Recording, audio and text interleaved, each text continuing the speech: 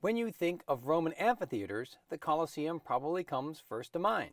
But travel west of Italy, across the Alps, into the lands once called Gallia Narbonensis, and you'll find arenas that tell their own epic story. Southern France holds some of the finest examples of Roman imperial ambition carved into stone. Today, we'll examine 3 monumental amphitheaters in Roman France, in Nîmes, Arles, and Fréjus. Let's start in Nîmes, ancient Neim. This was a Roman colony founded for veterans of Augustus's legions, strategically placed at a crossroads of roads and rivers, and it shows. The city became a model of Roman urbanism in Gaul. Hey, it's Darius here. Let me welcome you to Nîmes. Here is a spectacularly well-preserved amphitheater.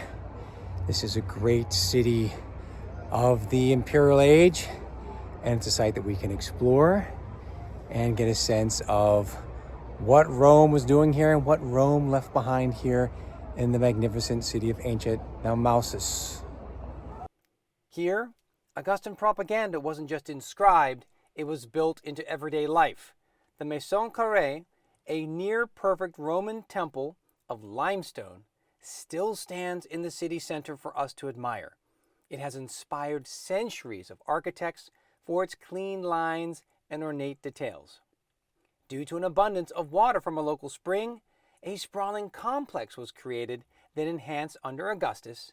Today it's a public park with an imposing structure interpreted as being an adjacent library space, part of a larger complex with an Augusteum for the worship of the emperor.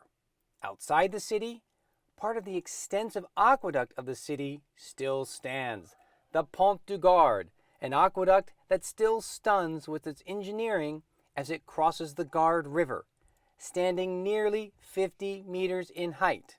And the city's amphitheater? It completed the imperial message.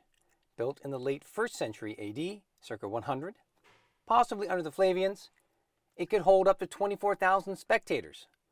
The Roman amphitheater in Nîmes, France, known as the Arena of Nîmes, is 133 meters long, 101 meters wide. The inner arena itself measures 68 by 38 meters, and it stands 21 meters tall and has 2 stories of arcades. It is one of the best preserved amphitheaters in the Roman Empire. It is so well preserved because it served as a fortress in the medieval period and even a small town. Those structures were removed by the 19th century to reveal a high degree of preservation of the monument, recently cleaned and restored. Notice the velarium sockets on the exterior of the second tier. That tells us something. This was the top of the monument. There was no 3rd story.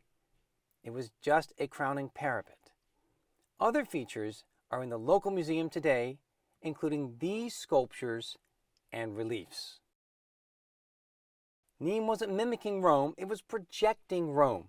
Scale for the provinces, but no less grand. And in this case, shortly after the construction of the Colosseum in Rome. One of the best preserved amphitheaters still in use for bullfighting and tennis matches, amphitheater of Nîmes. Some 20 miles away is Arles.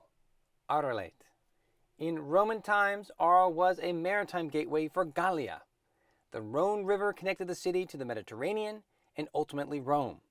This was Caesar's city. He founded a veterans colony here after defeating Marseille that had given support to his rival Pompey the Great. Augustus elevated the city further, giving it a Roman forum, baths, and temples, as we can see from the local museum model of the city. And from this reconstruction of a floating bridge, for the passage of the boats ferrying goods here, destined for the Mediterranean. It was a critical port city of the Roman Empire. Its Flavian-era amphitheater stood near the heart of the Roman city, a place where sailors and traders disembarked, walking straight through the forum, catching a glimpse of the empire's splendor through the roar of the crowd. It had a capacity of 20,000. Hey, I'm right here in the Arena of Arles, this great UNESCO World Heritage Site. This is an amphitheater rich in history. It becomes the center of the medieval city it has still preserved. medieval towers. Its dimensions, 136 meters by 109 meters with a height of 21 meters, is very similar to that of Nîmes. What's striking about it is how the monument changed.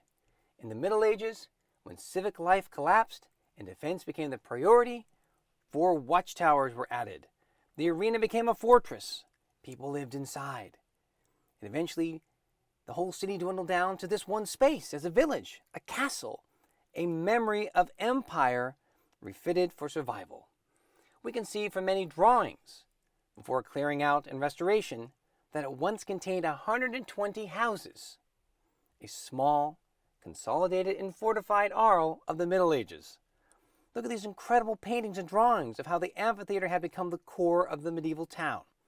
Such was the fate of Nîmes, as we've noted, but the documentation and preservation of those monuments is better in Arles.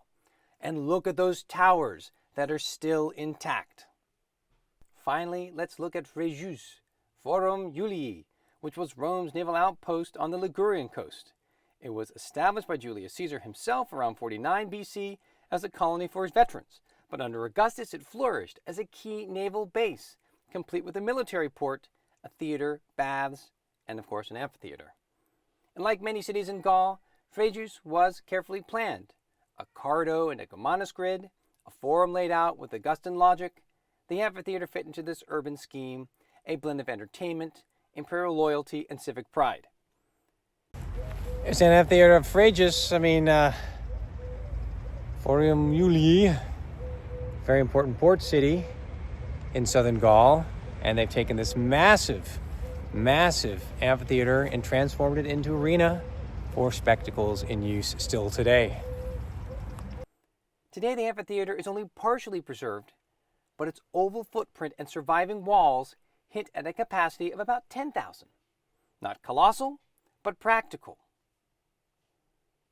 It measures approximately 70 meters by 39 meters for the arena, and the overall dimensions are 112 meters by 82 meters.